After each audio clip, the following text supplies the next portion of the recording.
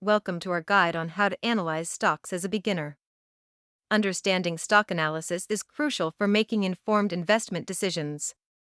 Before diving deeper, let's clarify some essential stock market terminology. Fundamental analysis evaluates a company's financial health by examining its fundamentals. Technical analysis involves reading stock charts and understanding market trends. Valuation metrics such as the PE ratio, EPS, and dividend yield help assess whether a stock is fairly valued. Understanding industry trends and market position can provide insights into a company's competitiveness. Risk assessment is vital to identify potential risks and volatility in the stock market.